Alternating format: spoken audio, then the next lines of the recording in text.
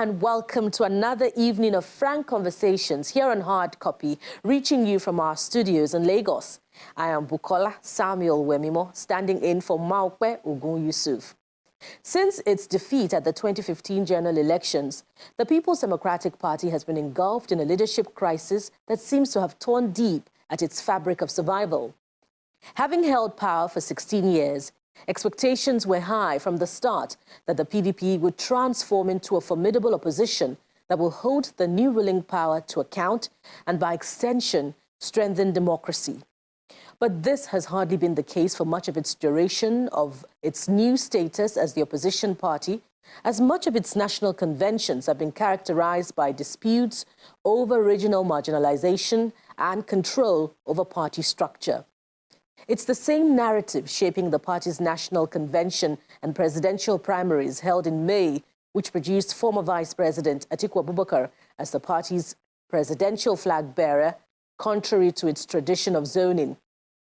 Suffice it to say that these internal wranglings have been deep-seated at the party's national level as they are widespread in the states.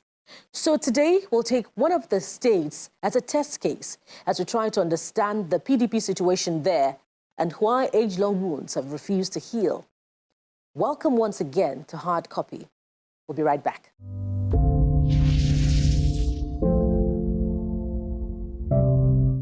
Thank you for staying tuned to Hard Copy. My guest today is governorship hopeful in Ogun State, Mr. Segun Sowunmi. You're welcome to Hard Copy. Thank you for coming on the program. Well, I think Gatsumba makes a better description of who I am. Thank you for having me. Okay.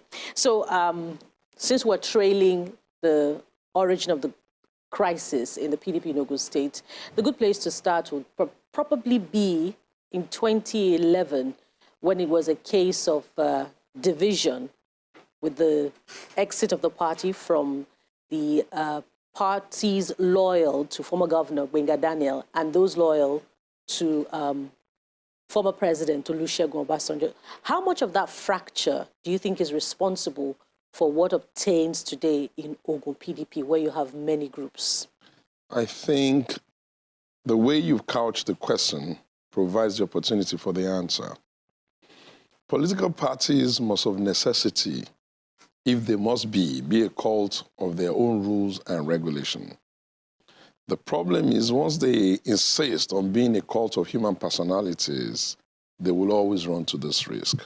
Because the attitude, the characters, the inflections, and the behavior of people would change, but the rules would always be the same.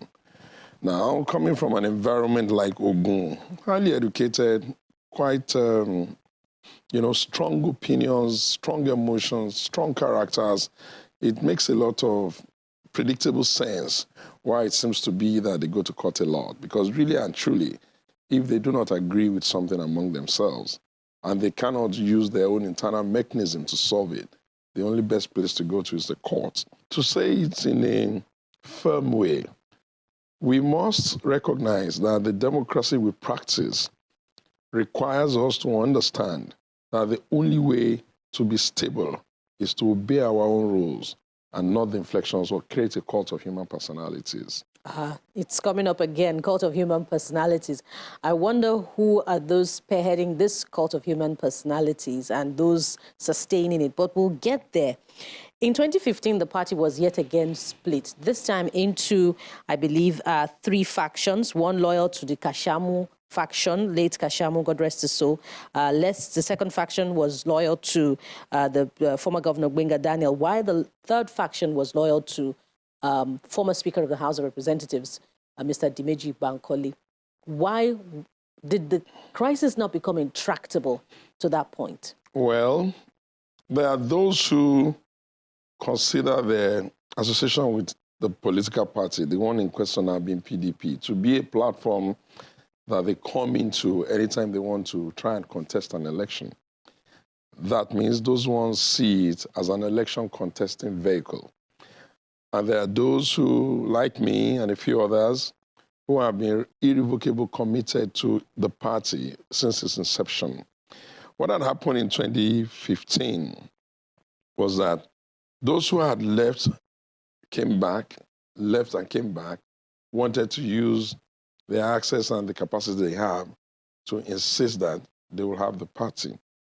To the doggedness, to be fair, and the deliberate ability of Kashamu, with all of his errors, may so rest in peace, he seemed to always stay on the principle that the law as it is or as interpreted by the court must win.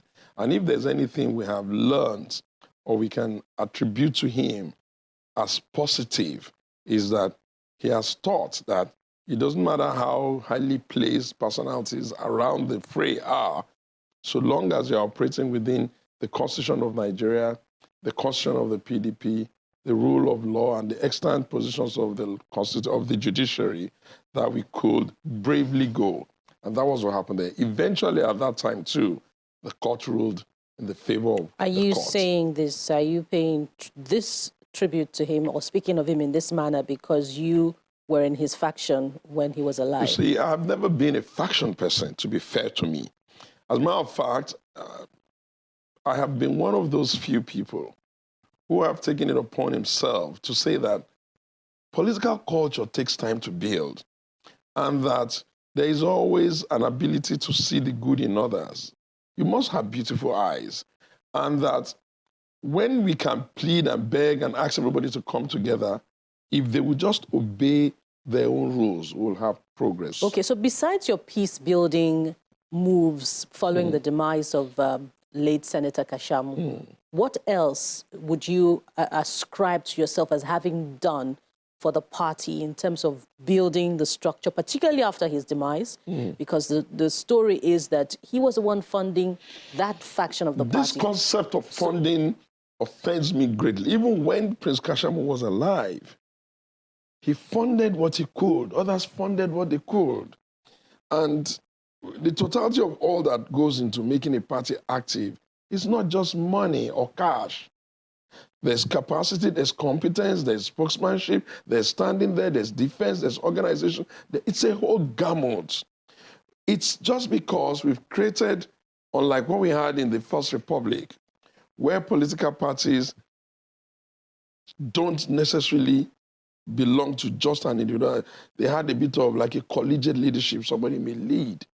What we have had in this particular republic is that somehow, as a result of the 1999 victory of our party, Chief Olusegun Obasanjo, we have copied the wrong things in that we believe that it has to be the way of the one that is in front or the highway. And in some locations, they can take it.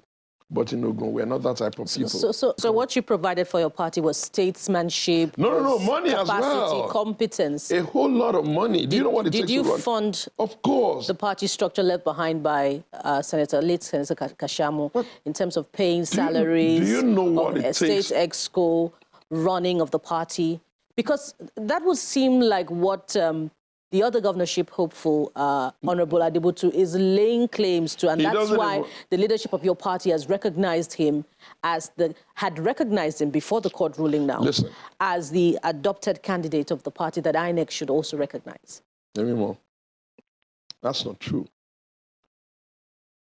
When you want to do congresses, the unfortunate thing about the way the political party system runs now, which we're hoping by our shared determination, they will begin to change, is that it's not expected that you make up your mind that everything will be put in the hands of one man. Even if he's to lead, you expect him to go back to the base and drill it down. You don't expect any one individual to sit in the corner of his room and begin to, in broad daylight, within what those that are participants can see, pick everything. I have my SS group and what they call sincerely said group. Some other guy have their group. Everybody is funding. Everybody is doing what they can. It is. So perhaps you're not funding as much as the other group. I think maybe you better say I'm not bribing.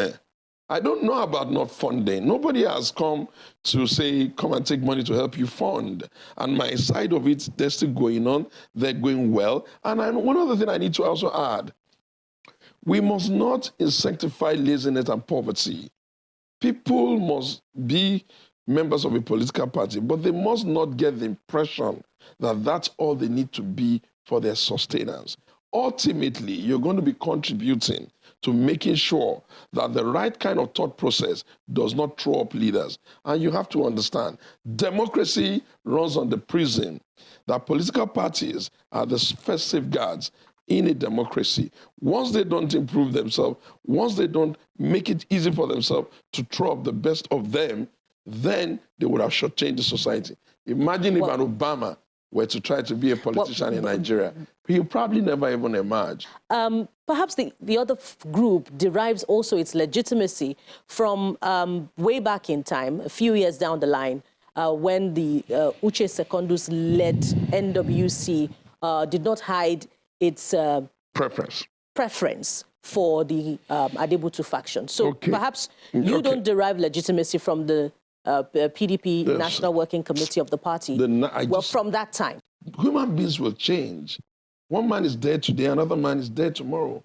Kashamu was alive 2 days ago, he's gone, may so rest in peace. Secondus was there a couple of weeks ago, IU's having problems now. That's why I came up with the thought process that it is always better for political parties to be a cult of their own rules and regulations, because even if the players change, the rules will be there. And you're not going to elevate a 23, 24-year-old political party into the brain fat of just one individual, no matter how highly plays. Well, that's why we go to court. You brought up the issues of how long we've been at it. I gave you some foundational basis. I tried to tell you efforts and all. And I'm telling you with every sense of responsibility, the NWC of a political party can never be equivalent to the totality of the laws of the party, especially as the law of the land sees it. Every organization that is created by law must of necessity, even more than others, a political party, operate within its law. Every other thing is hogwash and is of no material consequence. If fresh primaries were to be conducted today by the Ogun PDP, I will win. Will you participate? I will win. That's all I can say. In spite of the current constitution of the party in your state? Why do you think that the members of a political party are beholden to an individual? You don't win elections that way. You tell us. 2, 3 primaries produce 3 different candidates in your state. So you tell us why some party faithful will be beholden to a certain individual. Exactly the point. And that's what we've been trying to understand. Do you want answers or do you want an argument? You want an answer? Let me tell you. Exactly the point. None of us refuse to buy the forms from the party at the national, all bought from the same place. It must mean that to a reasonable, even if to a fractional extent, we have faith in them. All of us prepared to make our delegates contest at the run of the ladder to create the 3-3 They bought from and held it. I bought from and gave it to them. And I did that to demonstrate that you cannot preach a thing that you don't practice. So invariably, it means we all, to some extent, we're hoping that it will go well. The challenge now started when they started to monkey about. You cannot, in the long run decent democratic institution around calls of human personality. Better is to run it according to your rules. Because if they had a rule that was so biased, ab initio, a lot of people won't even bother. For instance, a political party can decide, I've thought about this for a while, a political party can decide that going forward, I would only have one form, and that form is whom I will give it to. And when I give it to that person, there will be no contest again. There are 1,000,001 ways. There's a Chinese model. They don't argue. They do what you call graduated elevation of people from one step to the other based on competence. That's still some kind of democracy, or there's no American style. There's the parliamentary system we run in England. There's the American one we're running. We cannot run chaos and call it Nigeria's version of democracy. That's my point, Wemimo, and I think it ought to be your point too. So perhaps, if I get you correctly now, even though there's a possibility of manipulation if the primaries were reconducted in line with the court order, you're saying that you will win? Hey, I am saying by the time this process is all over, I'll be their candidate. Are you also saying that the outcome of the court's decision at the lower level, ordering a fresh conduct of primaries, will be in line with the higher court where you have gone to, the appeal court and the Supreme Court? I do not want to be... You don't foresee... I don't want to be sub judice. Any conflict? I don't want to be sub judice. And so that's why I'm being very guarded. Suffice to say, where there is an injury, the law expects a remedy. And even if the law has not created a remedy, the position of ancient statutes is established by Lord Darwin that it is the duty of the court to provide that remedy. But you don't Therefore, you don't see that there's already a conflict with the order of fresh primaries. You can't make... And your case yet to be determined at the appeal court. No, the appeal is settled already. But what if the appeal court affirms you as the duly elected candidate? That's it. And there's this order for a fresh primary. You can't, you see, oh, geez, you're a journalist, not a lawyer. You cannot make a lower court upturn the decision of the Supreme Court. That's what I'll say there. That's not how it works. A court of appeal can say this. A state high court can say this. Many courts of appeals can say, a federal high court, a state high court on the same level, tier 1, like primary 1, they can say so many things. When you get to second tier, court of appeal, when they talk, those ones have to stop. When you go to Supreme Court, when they talk, finito. Well, you've already acknowledged your party's penchant for not abiding by court orders. How would they not abide by it? They don't have the power. So what if they refuse to abide by this? If they weren't going to be able to abide by the Supreme Court, it would be tantamount to saying that they won a presidential election and then they went to install themselves. We have not gotten to that kind of hub-based society of organized chaos. No, they will obey the Supreme Court. The court has enough gravitas. The court has enough will. The court has enough authority to force its compliance. Otherwise, they could even be thrown into jail for criminal contempt. Do you know how powerful the court is? We necessarily created the institution of a very powerful court so that little Wemimo and small Segun will not be bullied by anybody. Let's make progress now. As much as I would have loved us to, do a wrap-up of the problems in Ogun PDP. Let's go to the national level as we manage our time. It's a similar story of, division also at the national level, particularly following the presidential primary that produced a former Vice President, Atiku Abubakar, your boss. Where are you in all of this with the Wike camp and the IU camp? Okay. That's where my comment originally comes in. I don't think even Atiku has a camp, to be fair. Neither do I accept that Wike has a camp, Governor Wike. I think that there are understandings of how these things should run, and there are free nerves of human elements, and also some of the unfortunate interferences of people in between. And that was the reason why, if you recall, it keeps recurring. It was really well taught. Political parties must be organizations that run according to their rules and regulations as against a cult of human personality. You know why? Because when you make it a cult of human personality, it skews the issues. For me as a person, I usually like to ask a question. I hear what the big man is saying, but can I just take a minute to listen to what the small man is saying? Perhaps there may be something the small man is saying that is honest, that is truthful, that is consistent, that needs to be attended to. But I assure you, we have been lucky, and we pray to continue to be lucky, that as a political party registered in 1998, we have had the ability to win elections, to lose elections, to be in opposition, to try to run elections again. I am optimistic that we will be together, and therefore I am a little to the So you're saying that your party is not listening? It's not listening to the agitation of you're saying that, not those me. in the South? No, you're saying that, not me.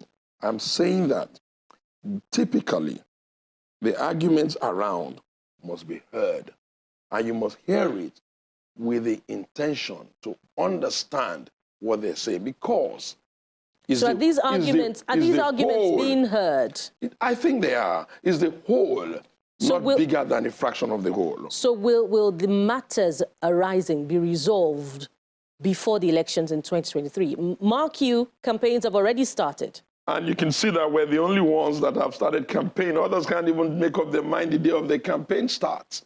Some others have even had to postpone their campaign start. The party, the only democratic institution in Nigeria, is still the PDP. With the decision of the South not to participate in the campaign of your candidate? I don't know what you interpret that phrase to mean. Again, does the totality of opportunities for vote in one state, for instance, revolve around only one individual? So you're saying that the PDP will go ahead without Governor Wike in the picture? Be careful what you're saying. I am saying that the PDP will run a campaign that will likely still give it the right kind of outcome. The difference between the PDP, and with profound respect to every other one, and all others, is that the things we ventilate about that produces an opportunity for what people can say we are talking are the things people brood about and then implodes them. We've never imploded. Are you positioning, Mr. Sowunmi, are you positioning for a middle ground, perhaps because you're still looking to working for your former boss, Alhaji Atiku Abubakar, in this presidential campaign? I think our candidacy, all the parties' candidacy for the presidency is settled. The question of because this was not the position you held a month before now. What was my position? We've watched your interviews on other platforms, and you had sufficiently warned your party that it could be headed for a loss because it was not listening to the South. Listen. So this appears to be different. No. Let me explain to you. You're really misunderstanding it. Sometimes you whisper on the inside, and sometimes you speak loudly. It's a bit of cruelty to be kind. The campaign has started now. The candidates' issues are settled. We're no longer at the point where we're going to be talking about we should do this, we should do that. The train already left the stable. All that is left now is for us to put power behind it.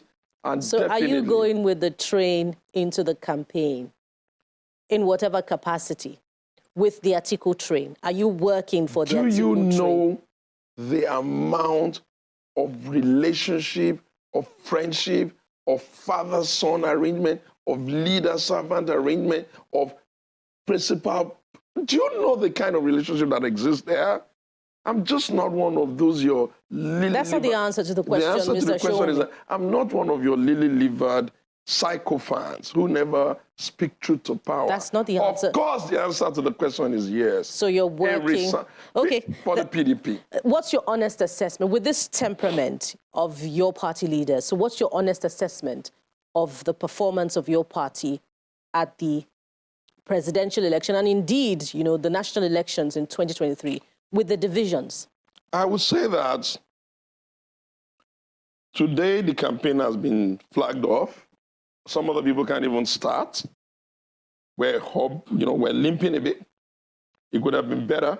We can put more gusto to it, more power and all that. But we have time. We have time. 24 hours is a very long time in politics. The train just can't stop moving because time does not wait. I believe, and I think very seriously too, that the choices before Nigerians are three. Do they want someone whose followers are so angry they don't want anybody to even have an opinion and running the risk that they're going to have a fascist regime? That's Labour. The answer should be no. Do they want a cult personality of one individual who may be ready and his party is not ready? That's Bola Tinubu of APC. That's a no. Would they rather have a man that comes into public space, manages his rhetoric, his utterances, his body language to be the father figure? And that's Atiku Abubakar of PDP. So I'll say, let's go there, PDP. Otumba Segun Sowunmi, we want to thank you very much for being on Hard Copy today. Thank you for your time and your thoughts. And we look forward to having you again very soon in the future.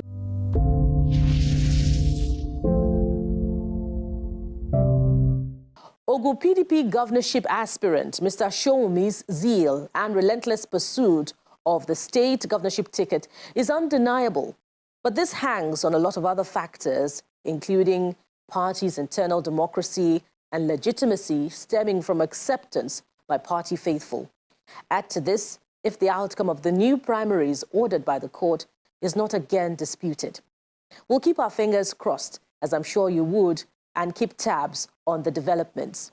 You can follow the conversation on the handles showing on your screen, as we'd also like to hear from you. This is where we drop the anchor. Thank you for watching. I am Bukola Samuel Wemimo. Bye for now.